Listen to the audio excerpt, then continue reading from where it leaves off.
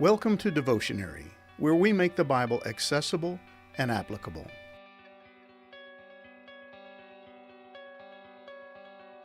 Things were about to take a turn for the worse in David's life.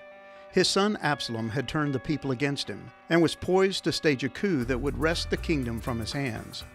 But rather than fight and bring civil war to the kingdom, David chose to vacate Jerusalem and allow his son to ascend to the throne.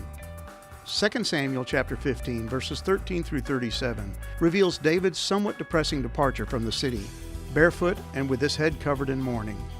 He's having to walk away from his own capital, the city of David, relinquishing control to his rebellious son. It's a sad day, and while David is deeply saddened by the chain of events that had led to his fall, he was not giving up. Even as bad as things appeared to be, he saw light at the end of the tunnel. He glimpsed a faint silver lining on the dark clouds hovering over his head. In spite of the dismal circumstances surrounding his life, he tries to keep his hope in the God who had anointed him king in the first place.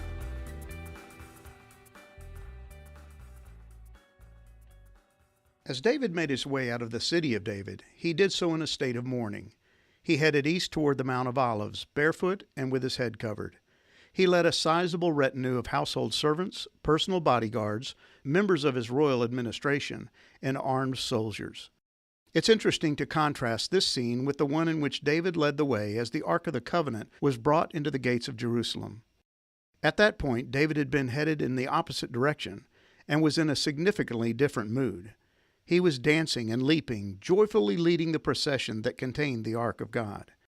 Now, years later, the Ark was in Jerusalem, but David was on his way out. There was no music, no dancing, and no joy on this occasion. David was abandoning his capital and abdicating his throne to his son Absalom. David and all those with him were weeping as they went. And then, to make matters even worse, David received the disappointing news that one of his own counselors, Ahithophel, had chosen to remain behind and serve Absalom.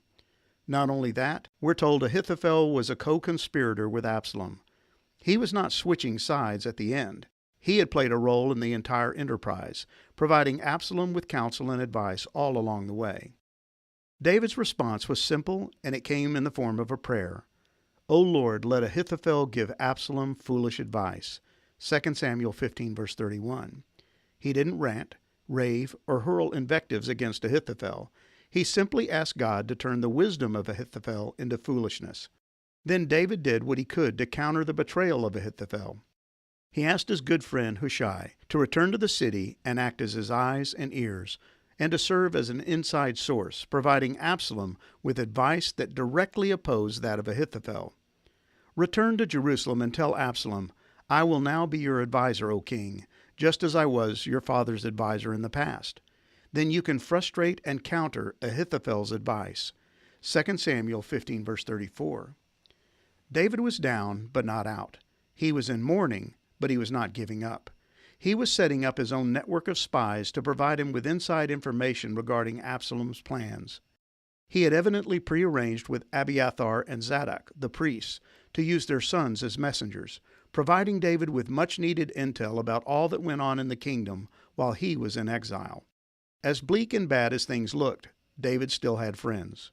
There were still those who were willing to stand beside him at one of the darkest moments of his life. And while David's actions and demeanor portray a man who is all but given up, it would appear that he is just being realistic. He knows that for the time being, he has lost his kingdom to his son. He doesn't know why. He's not yet sure if this is a permanent situation or simply another detour in God's plan for his life. Rather than risk a pitched battle with Absalom and subject the city of Jerusalem to destruction and its inhabitants to death, David had left on his own free will. He was sad, but still expectant. He was in mourning, but remained hopeful.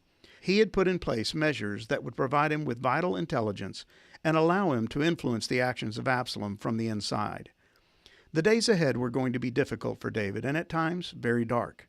The worst had not yet come. There was going to be more devastating news and difficult circumstances in David's future. He would be ridiculed, reviled, and rejected as king. He would find himself living in exile from his own kingdom. And yet, in the back of his mind, he would always have to wrestle with the seeming incongruity of his anointing by God to be king and the lightning-fast loss of his kingship. What was God doing? Why was all this happening? Was it because of his sins? Was it the punishment of God for all he had done concerning Bathsheba and Uriah?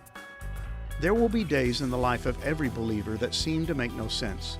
We'll each find ourselves battling the dark days of the soul that make us question what we've done to offend God. And sometimes God is slow in giving us answers to our questions or explanations to the seemingly confusing events surrounding our lives. At times, we'll find ourselves suffering the ramifications of our own poor decision-making. Other times, the consequences of past sins will catch up with us, leaving us confused and conflicted as to what God is doing and why. The days ahead for David were going to be dark and difficult. He would have more questions than answers, and all along the way he would be tempted to either give up in despair or lash out in anger. He would find himself struggling to balance waiting on God with working things out on his own. Should he fight or flee? Should he give up or faithfully wait for God to show up? It's in the trials of life that we find our faith in God tested and our understanding of who he really is exposed as flawed and one-dimensional. David's circumstances had changed dramatically, but God had not. David's power had diminished significantly, but not God's. David was no longer on his throne, but God was. From David's perspective, it would have been easy to see all of this as bleak, but God had a different view of things, and he was not yet done with David. Absalom loomed large in David's life, but he was insignificant to God. Our darkest days can provide the perfect backdrop for the light of God's goodness, love, power, and deliverance to shine.